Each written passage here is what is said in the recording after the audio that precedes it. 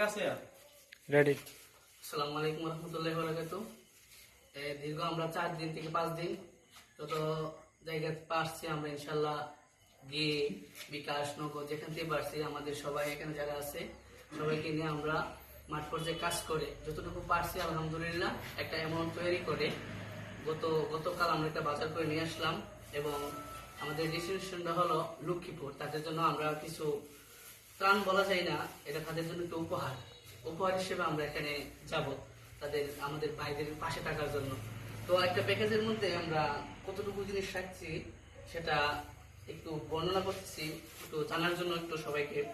আমরা এখানে আলু রাখছি 2 কেজি, তারপরে চিড়া রাখছি 2 কেজি, আর চাউলটা রাখছি 5 কেজি, চাউলটা 5 কেজি রাখছি, আর তেলটা রাখছি আমরা 1 কেজি, পেঁয়াজ রাখছি 1 কেজি, আর হাফ কেজি রাখছি আমরা লবণ, ডালটা রাখছি আমরা 1 কেজি, আর হাফ কেজি গুড় নিয়ে আসছি।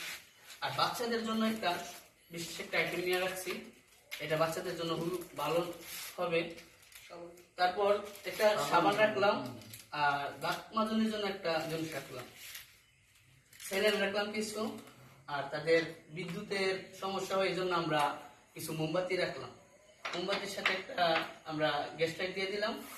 তারপর আমাদের মহিলাদের জন্য একটা জিনিস রাখলাম, তারপর কিছু ওষুধ রাখলাম বাচ্চাদের জন্য, নাপা, তারপরে রেনেবা, আর কিছু ওষুধ রাখলাম আমাদের জরুরি প্রয়োজনীয় ওষুধ, আর একটা কোয়েল রাখলাম।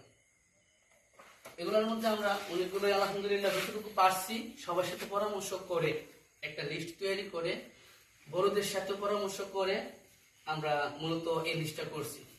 তো কালকে ইনশাল্লাহ আমরা যাবো, ইনশাল্লাহ সবার কাছে আমি দোয়া চাই যাতে আমরা সুষ্ঠু মতে তাদের কাছে পৌঁছাতে পারি, মেহমান হিসেবে যাবো ইনশাল্লাহ, আমরা যাতে একটু মেহমানদারি করতে পারি, এটাই ইনশাল্লাহ আমরা আমাদের জন্য সবাই দোয়া করবো। আসসালামু আলাইকুম।